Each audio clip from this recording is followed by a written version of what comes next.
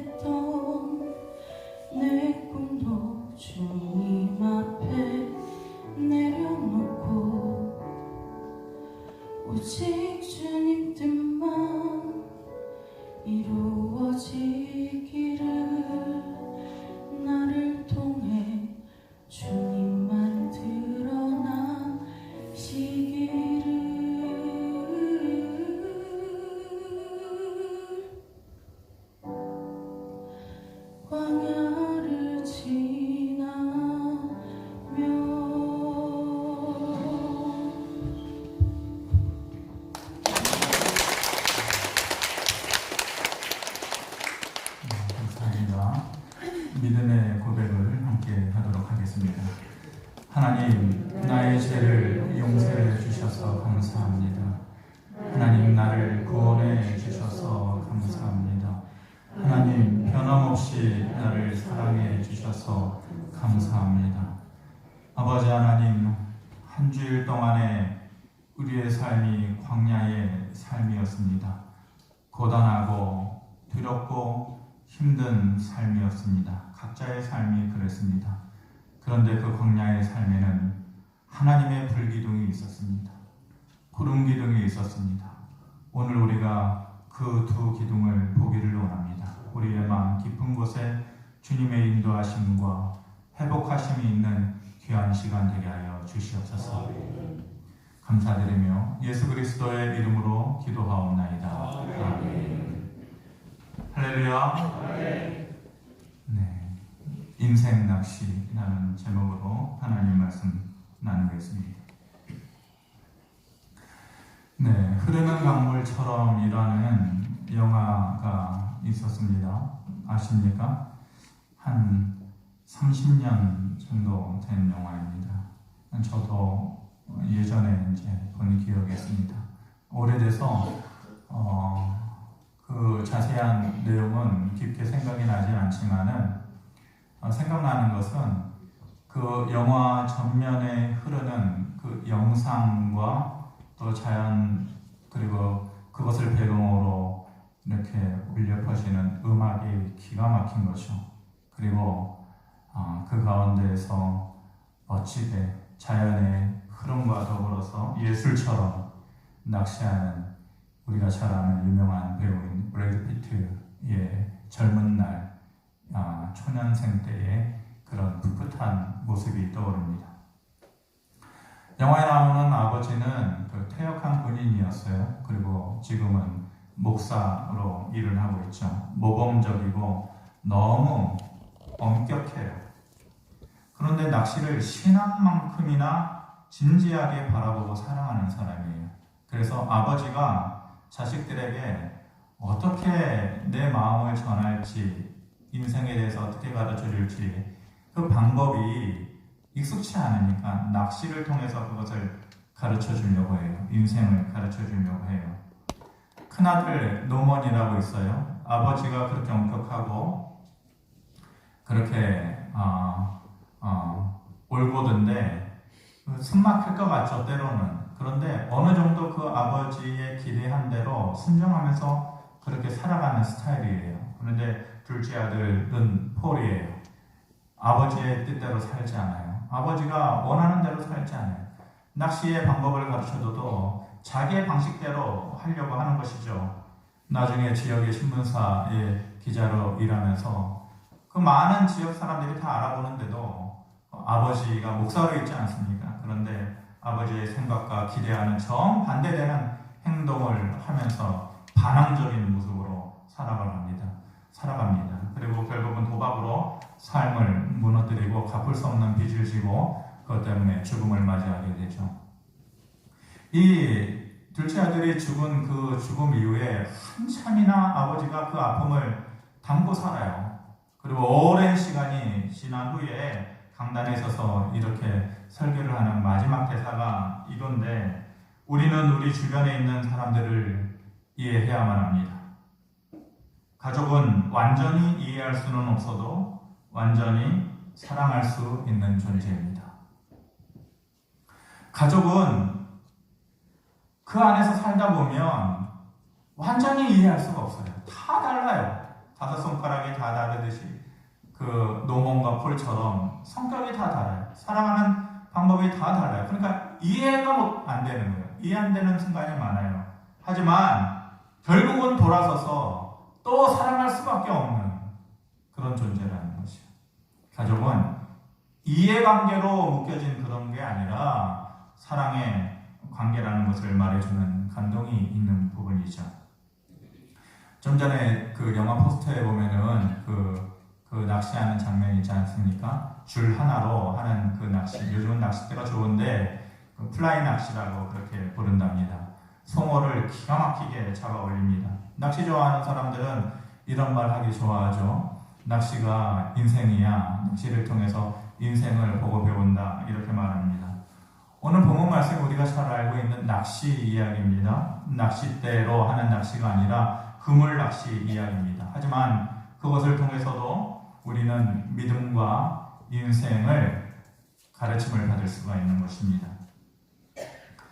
이 본문의 배경이 되는 거, 부활하신 주님을 제자들이 다시 만나는 거죠. 그 전에도 제자들이 부활하신 주님을 만났었어요. 처음이 아니에요. 그런데 여전히 어떻게 살아가야 하는지 갈피를 잡지 못하고 갈팡질팡하고 있었던 그런 순간이에요. 가장 큰 그들의 문제는 이제 주님도 없는데 앞으로 우리가 어떻게 살아가야 하나, 어떻게 뭘 하면서 먹고 살아야 하나, 아마 그런 문제였을 것입니다. 그래서 그들은 다시 옛날의 직업이었던 어부로 돌아가기로 작정을 합니다. 오랫동안 어부 생활을 했기 때문에 다시 돌아가서 그렇게 하면 될 줄 알았어요. 살 줄 알았어요. 그런데 안 되는 거죠. 밤새 그물을 내려보았지만 물고기 한 마리 잡지 못하는 거예요. 그 전에도 그런 일이 있었는지는 모르겠어요. 밤을 새워서 그물질을 하는데 한 마리를 잡지 못했다? 사실 상식적이지는 않죠. 초보자도 아니고 평생 베드로 같은 사람, 바다에서 이렇게 자란 사람인데 한 마리를 잡지 못했다. 아마 적잖이 실망했을 것이고 또 당황했을 것입니다. 꼭 그런 것은 아니지만 이제 목사님들이 가끔 신앙생활 제대로 안 하고 교회 떠나서 자기 멋대로 살다가 실패하는 사람들의 경우를 종종 보지 않습니까? 그러면은 대뜸 이렇게 상담조도 아니고 충고조로 너 그거 교회 떠나서 그래, 너 그거 하나님 잘못 믿어서 그래, 이렇게 막 쏘아붙이듯이 이렇게 얘기하고 단정 짓는데, 그런 얘기 들을 때 저도 목사지만 참 싫어요. 그렇게 하고 싶지가 않더라고요. 근데 그럼에도 어쩔 수 없이 보여지는 부분이 있어요. 목사니까가 아니라, 그래, 너의 모습을 보면은 그것 때문이야. 너의 삶의 문제는 바로 하나님을 등졌기 때문이야. 네 멋대로 살아갔기 때문이야. 신앙생활 제대로 하지 않고 세상 속에서 얻고 싶은 것 얻으려고 몸 바쳐서 마음 바쳐서 살아갔기 때문이야. 그게 보이는 거죠. 보고 또 보면서 하는 수 없이 얘기해 줄 수밖에 없는 것이 그거예요. 하나님 떠나서 뭐 할 수 있더냐. 그렇죠. 이 순간에, 이 장면에 제자들이 잊어버리고 있는 게 하나가 있었어요. 뭐냐? 믿음의 사람은 하나님을 떠나서는 아무것도 얻을 수가 없다. 자기의 방식대로는 삶의 열매를 거둘 수 없다는 것이, 우리가 잘 아는 대로 요한복음 15장 5절의 말씀입니다. 나는 포도나무요 너희는 가지라. 그가 내 안에 내가 그 안에 거하면 사람이 열매를 많이 맺나니 나를 떠나서는 너희가 아무것도 할 수 없습니다.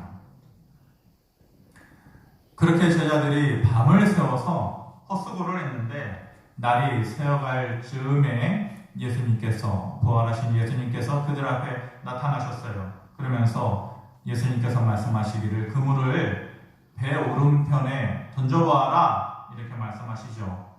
제자들이 그때까지만 해도 예수님인지 모르고 그분이 말씀하시는 대로 순종하면서 합니다. 그랬을 때 기적적으로 큰 물고기, 성경에서 말하기를 큰 물고기 153마리, 153마리의 엄청난 물고기를 낚게 되죠. 여기까지는 우리가 잘 알고 있는 내용 아닙니까? 근데 오늘은 그 말씀 가운데서 또 다른 깨달음을 나눠보려고 합니다. 이 그물 낚시, 제자들이 보여주고 있는 그물 낚시, 인생과 믿음을 말해주는 그 장면, 우리에게 뭘 얘기해주나? 첫 번째로 방향은 맞아도 주님이 함께하는 시간이 중요하다라는 것입니다. 방향은 맞는데 그게 중요한 게 아니라 주님이 함께하는 시간이 중요하다라는 것입니다. 오늘 6절 말씀 같이 한번 보겠습니다. 시작. 이르시되 그물을 배 오른편에 던지라 그리하면 잡으리라 하시니 이에 던졌더니 물고기가 많아 그물을 들 수 없더라. 삶에는 시간이 중요해요. 무엇보다도 딱 적절하게 맞아떨어지는 타이밍이 아주 중요한 것입니다. 요즘 유튜브 없이 사람들 살아갈 수 없죠. 그 유튜브를 통해서 많은 수익을 얻고 또 영상을 보여주는 사람들 유튜버라고 그럽니다. 여러분들 뭐 옛날에는 그런 뭐 프로그램 같은 게 있었습니까? 근데 요즘은 틀기만 하면 가장 인기 있는 프로 중에 하나가 먹방입니다. 먹는 방송 보여주는 것이죠. 먹고 신나게 먹고 그리고 그 먹는 장면을 보여주면서 이 사람들이 돈을요 연봉이 한 10억씩 벌어요. 그 마스크를 쓰고 있으니까 여러분들이 놀라는지 채타고 비웃는지 잘 모르겠네요. 까짓것 뭐 10억쯤 이러는 건가요 지금? 예. 먹는 방송으로만 한 10억씩을 벌어요. 무명 가수들이 얼마나 많습니까? 그런데 실시간으로 라이브 영상을 보여주면서 전 세계적으로 그 장면을 보는 거죠. 그러면서 순식간에 그 사람이 셀럽이 되는 거예요. 유명 인사가 되는 것이죠. 가만히 있어도 옛날 같으면은 그냥 자기가 직접 녹음한 앨범을 가지고 가가지고 들어주세요, 팔아주세요, 고속도로마다 쫓아다니면서 틀어주세요 이랬는데요. 가만히 있어도 제작자들이 달려듭니다. 앨범 좀 제작하자.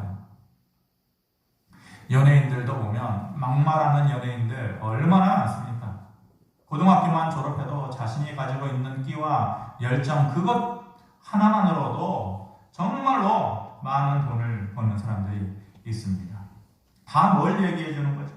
시대를 잘 타고 살아가는 사람이에요. 시간과 타이밍을 잘 맞추고 살아가는 사람들인 것이죠. 예전에는 꿈도 못 꿨을 일 아닙니까? 즉 인생이라고 하는 것은 방향을 맞게 간다고 해도 성공할 수 있는 타이밍이 중요하다는 것입니다. 제자들이 왜 오른쪽으로 그물을 안 던져봤겠어요? 밤새서 그물을 던졌는데 예수님이 던지라고 하는 그곳에 왜 안 던져봤겠어요? 또 던지고 또 던져봤겠죠. 그런데 안 됐던 거예요. 못 잡았던 거예요. 그런데 그때 주님께서 그들 앞에 나타나 주셨잖아요. 방향은 같은데 그 오른쪽 방향은 같은데 주님이 말씀하실 그때가 중요한 것이에요. 방향은 같은데 주님이 도와주실 때가 중요한 것이에요. 사람마다 실패하는 이유는 다 달라요. 누군가는 게을러서 실패해요. 누군가는 삶을 살아가는 또 돈을 버는 방법을 몰라서 실패해요. 누군가는 아무리 노력하고 있어도 능력이 그것밖에 안 돼서 실패를 해요. 그러니까 무조건 믿음을 가져야 돼. 그러니까 무조건 교회에 나와야 돼. 믿음을 가져야만 성공할 수 있어. 그런 거 말하려는 건 아니에요.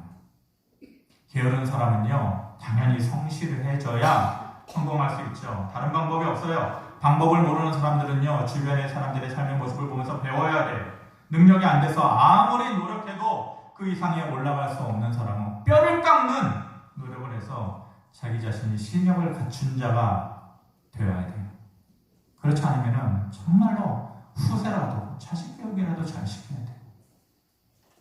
전에 보니까 어떤 남자가 대학교 문턱도 못 간 사람인데 자기 자식들 곤란하고 어려움을 겪고 있는 자식들 서울대 보내기 위해서 자기가 공부하기 시작해가지고 결국은 그 사람이 합격하는 경우도 있어요. 택시기사를 하면서 틈틈이 공부를 해가지고 공무원 시험에 합격한 사람도 있어요. 뼈를 깎는 그런 노력을 해가지고 해야 되는 거죠. 그렇게 살아야 되는 것이죠. 그래야 인생에 후회가 없게 되는 것이에요.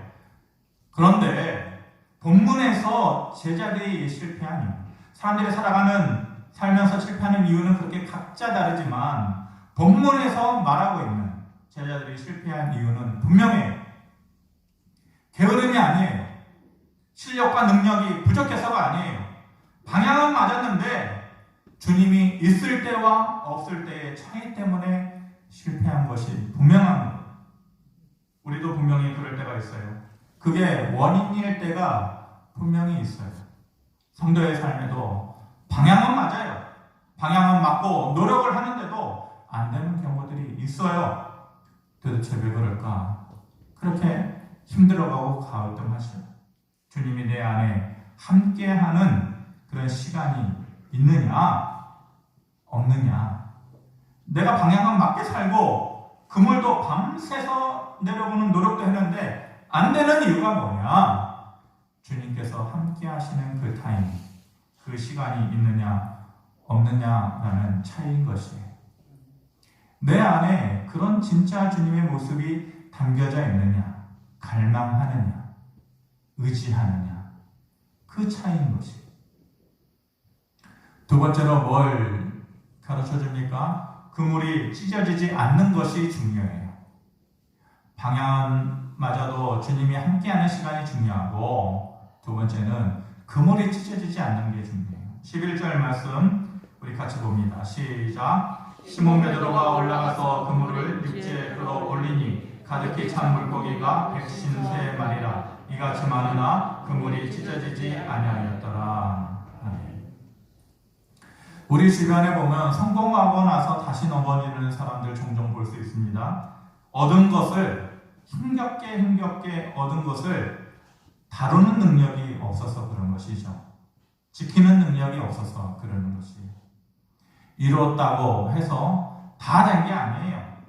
사람은 어느 정도 노력하면 이루는 것까지는 할 수 있어요.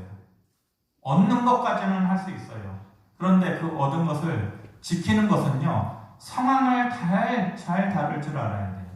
그리고 생겨나는 수많은 변수를 이겨낼 줄 알아야지 그것을 지킬 수 있어요. 그런데 예를 들면 이런 것이죠.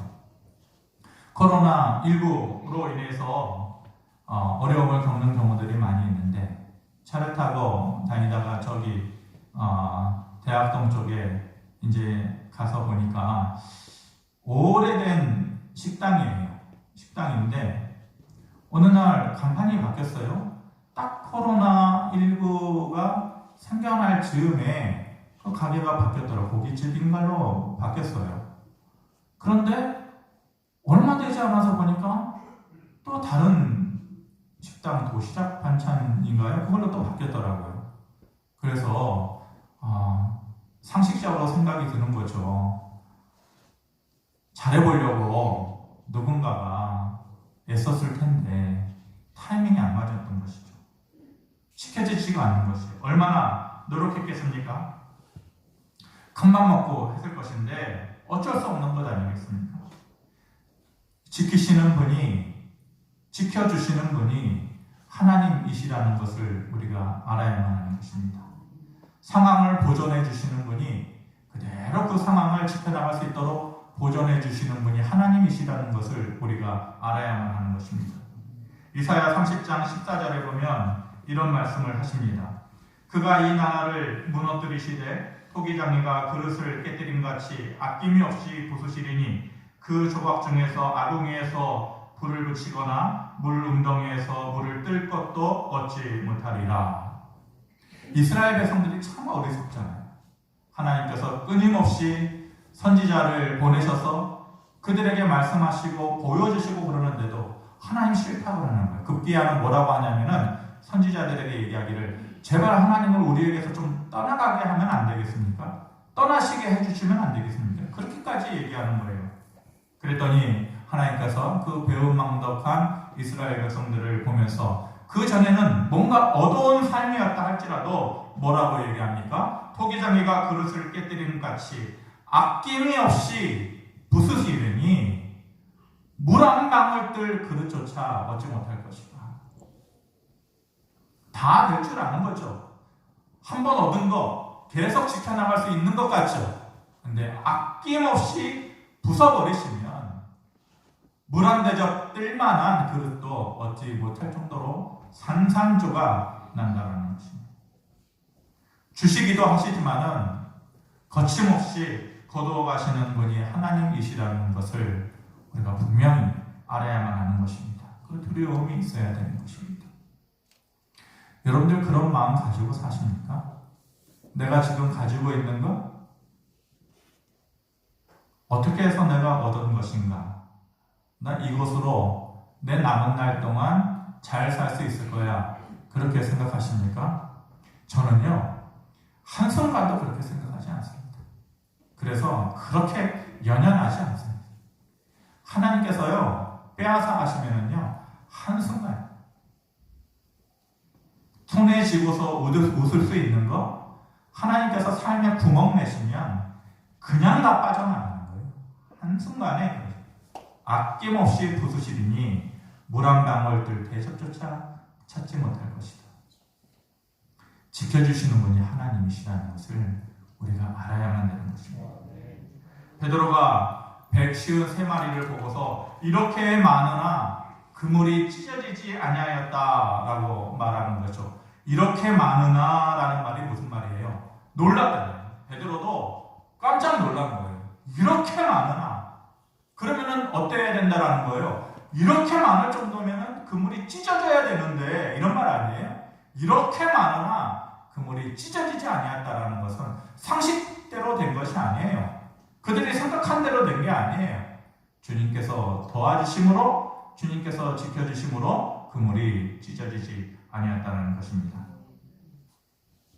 우리의 삶에도 얻는 것에 대하여 그물이 찢어지지 않도록 지켜주시는 하나님의 도우심이 우리에게 절대적으로 필요한 것입니다.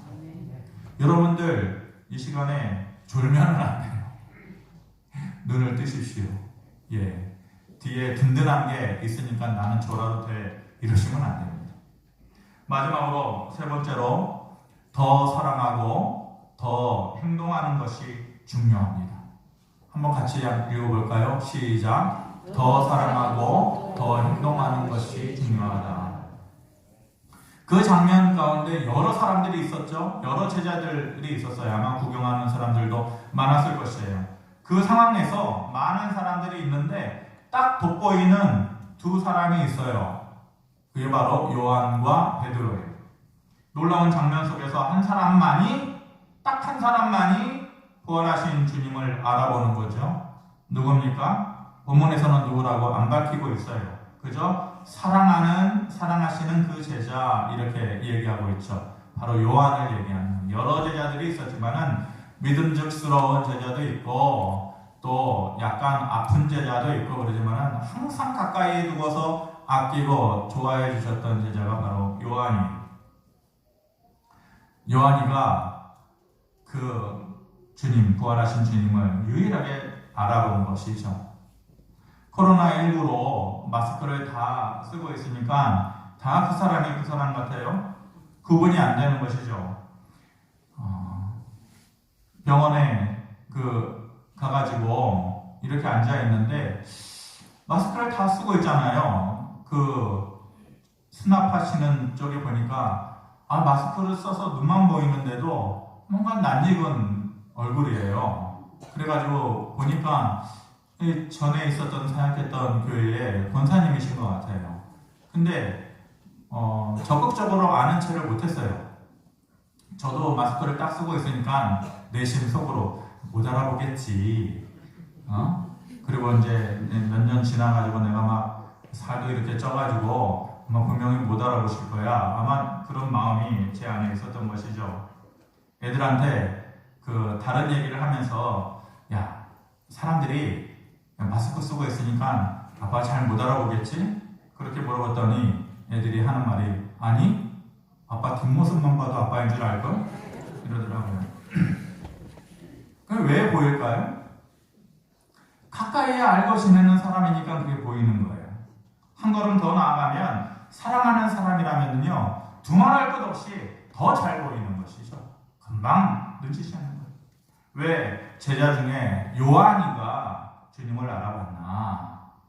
주님을 더 사랑했기 때문에, 주님의 사랑을 더 많이 받았기 때문에 그만이 예수님을 바라볼 수 있었던 것이에요. 주님을 정말 더 사랑하면은요, 더 많이 볼 수 있어요.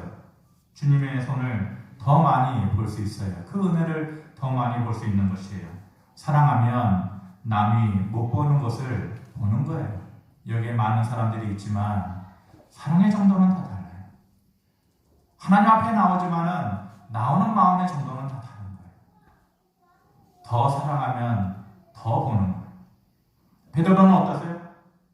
요한의 말을 들은 베드로가 막 적극적으로 두말하지 않고 물속으로 뛰어들지 않습니까? 거리가 100m 정도 되었다 그래요. 그런데 그냥 바닷속으로 그냥 몸을 먼저 던지는 거예요. 50칸쯤 되었다. 200규빗 되는 거죠. 성경의 시수로 보면 약 100m 되는 거예요. 거리가 문제가 되지 않아요. 왜 그랬을까요? 다른 제자들은 막 그 고기 잡느라고 정신 없는데 베드로는 그것보다도 주님이 먼저 보였던 것. 마찬가지로 요한과 마찬가지로 예수님 가능한 한 빨리 그 예수님을 보고 싶은 마음, 더 사랑하는 마음이 있었기 때문에 그런 거예요. 더 사랑하는 사람은요 생각만 하지 않아요. 더 사랑하는 사람은 행동으로 자신을 나타내요. 더 사랑하는 사람은 더 많이 보게 되고 더 사랑하는 사람은요 반드시 행동으로 자기 자신을 나타내는 것이죠. 진짜 사랑은요 어떻게든지 보여지는 것이에요. 아무리 몸이 피곤해서 밤을 새워 달려가는 것이죠. 밤을 새워서 상대가 원하는 일을 해놓는 거예요. 아침까지. 이걸 어떻게 하지? 언제 이 일을 하지? 무엇을 하지? 이런 게 전혀 문제가 아니에요. 더 사랑하는 사람은 어떻게 하지? 언제 하지? 전혀 그런 걸로 고민하지 않아요. 그냥 해요. 그냥 다 해요. 사랑하니까 그 일이 가능한 것이에요. 그런 베드로였기 때문에 남들이 하지 못했던 일을 경험한 건 아니에요. 마태복음 14장에 보면 또 다른 장면이 있지만 베드로만이 물 위를 걸어요. 주님을 더 사랑하는 자가 더 많은 경험을 하는 것이에요. 남이 경험하는 것, 경험하지 못했던 것까지 경험하게 되는 것이에요. 베드로만이 경험하는 거예요. 요한은 주님을 더 사랑해서 남이 보지 못하는 주님을 보았고 베드로는 더 사랑했기 때문에 행동으로 보여주었더니 남이 경험할 수 없는 삶을 경험하면서 살았던 것이에요. 누가 주님의 은혜를 더 보냐? 누가 주님을 더 느끼면서 살아가느냐? 이유는 분명히 있어요. 요한과 베드로 같은 것이에요. 더 사랑하면 더 봐요. 더 사랑하면 더 행동하게 돼 있어요. 그래서 더 경험하게 되는 것이에요. 말씀을 맺겠습니다. 언젠가 낚시 프로를 TV에서 이렇게 보는데 저는 뭐 해보지는 않지만 나중 되면은 낚시하면서 살려봅니다. 유명한 낚시꾼이 여러분들도 다 아시는 유명한 사람인데 그 유명한 낚시꾼이 한마디 툭 던진 말이 야 낚시는 결국은 자리야 자리. 아무리 좋은 낚싯대를 가지고 좋은 미끼를 쓰고 그렇게 그냥 별의별 짓을 다 해도 낚시는 결국은 자리다 라고 얘기를 하더라고요. 그러면 자리만 좋으면은 많은 물고기를 낚을 수 있을까?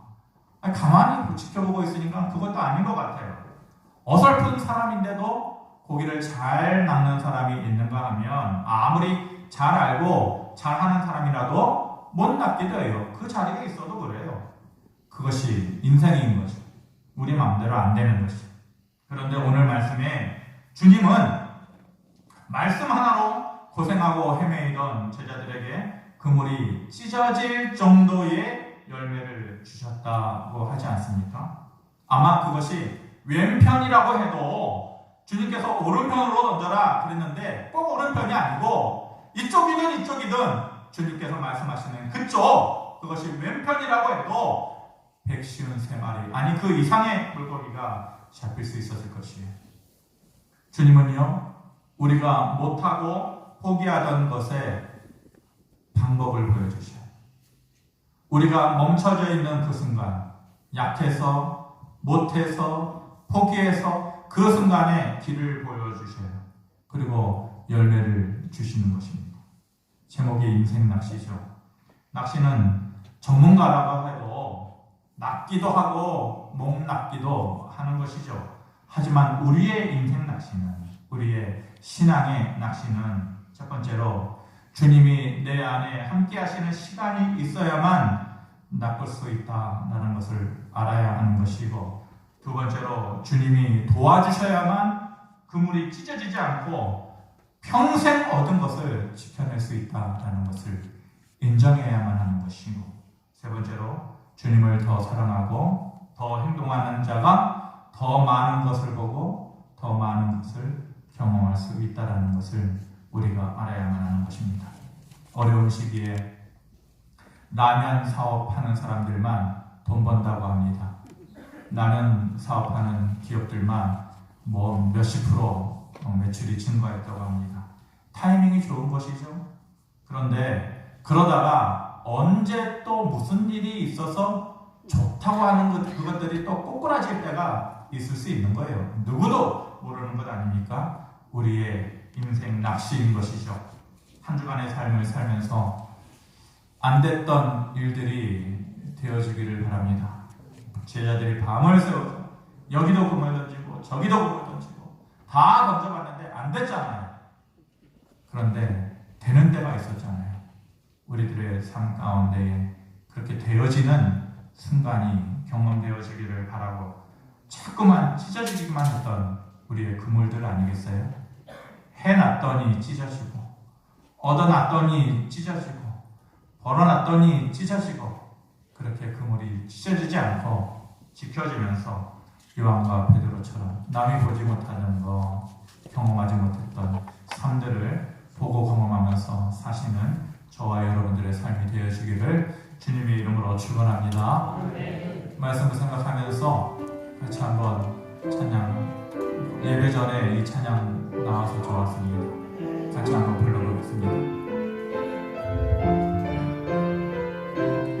아무것도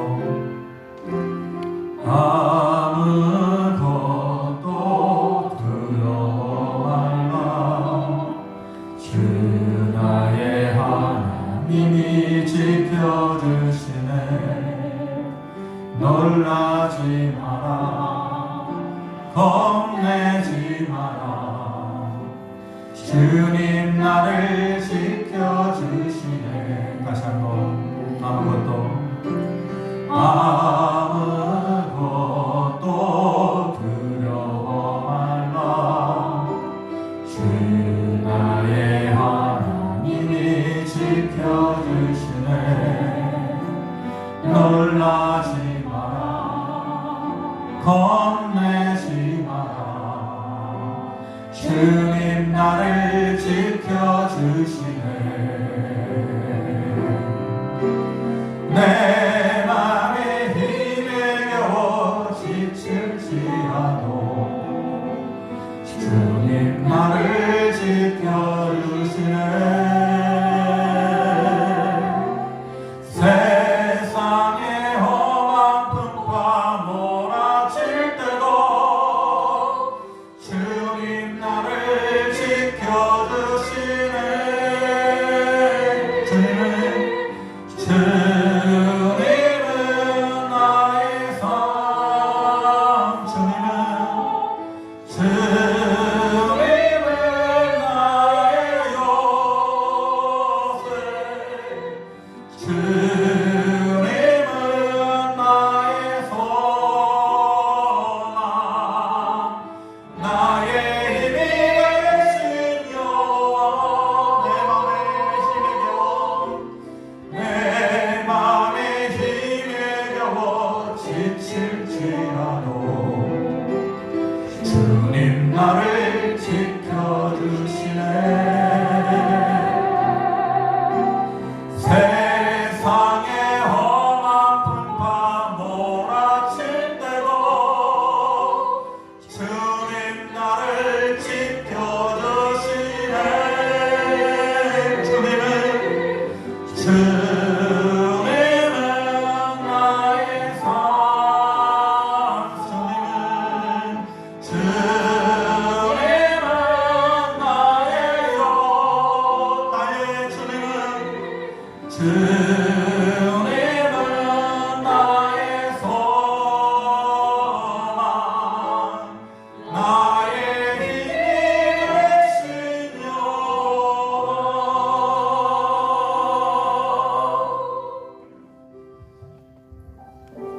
우리는 다 밤새워 그물을 던집니다. 다 그렇게 살아갑니다.